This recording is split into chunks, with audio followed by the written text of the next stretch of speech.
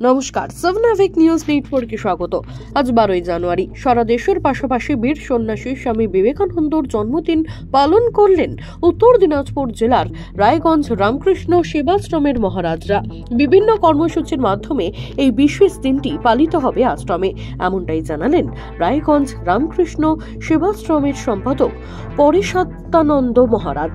আজও আমি বুঝে উঠতে পারলাম অনেক বড় হয়ে গেছে, তাই স্বামীজির কাছে ধর্ম উপকারী সেটা বুঝতে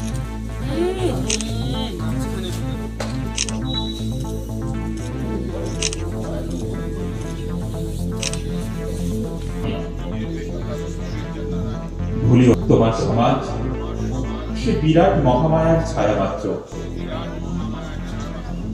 মেথর তোমার রক্ত, তোমার ভাই।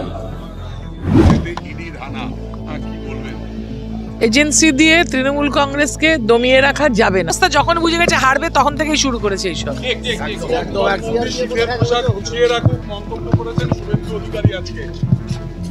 কার শীতের পোশাক? উনি কি স্বরাষ্ট্র দপ্তরের দায়িত্ব পেয়েছেন কিনা কেন্দ্রীয় সরকারে আমার জানা নেই।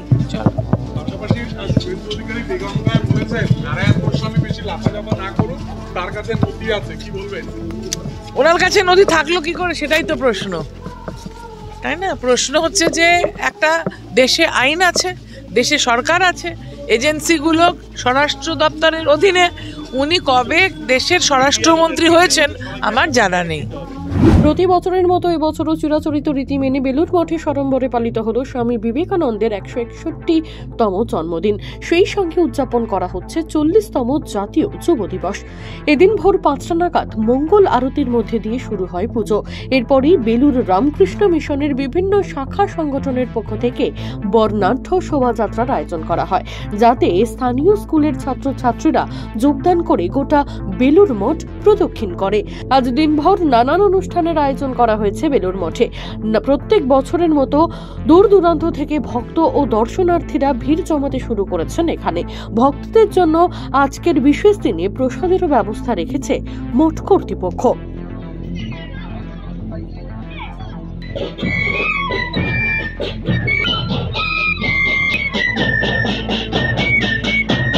শীতের মরশুমে ঝোড়ো ব্যাটিং শুরু ইডির। রেশন দুর্নীতি মামলায় একের পর এক হেভিওয়েট নেতার বাড়িতে হানা দিচ্ছে কেন্দ্রীয় তদন্তকারী সংস্থা। আর এর মাঝেই রেশনের চাল আটা পাচার করতে গিয়ে হাতে নাতে ধরা পড়ল এক ব্যক্তি। শুক্রবার কোচবিহারের তুফানগঞ্জ শহরের 7 নম্বর ওয়ার্ডের রামহরিমোড় সংলগ্ন এলাকায় ঘটনাটি ঘটেছে।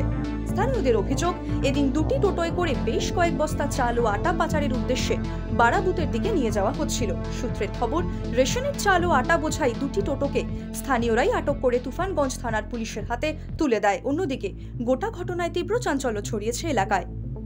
সংক্রান্তির ভিড় এড়াতে ইতিমধ্যে সাগর মেলার ভিড় জমাতে শুরু করেছেন লাখো লাখো পূর্ণার্থী।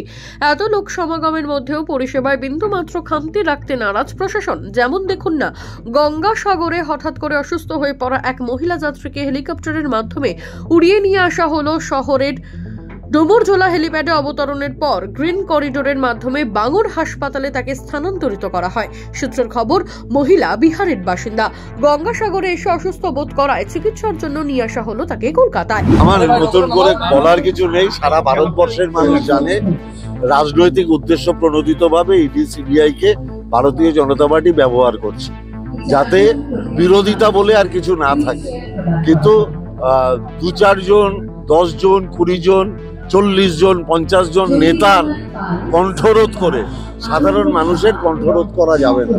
গণতান্ত্রিক পদ্ধতিতে এর প্রতিবাদ ব্যালট বাক্সে 2024 সালে হবে। শুভেন্দু অধিকারী বলছে যে সুজিত বসুর বাড়িতে ইডি আধিকারিক গেছে, সে যেন শীতের জামা কাপড় ব্যাগে গুছায়। তার মানে আপনারা বুঝে দেখুন ইডি সিবিআই কাদের কথায় চলছে। আমার ওর কথাতেই প্রমাণিত হয় যে ইডি সিবিআই বিজেপি চালাচ্ছে।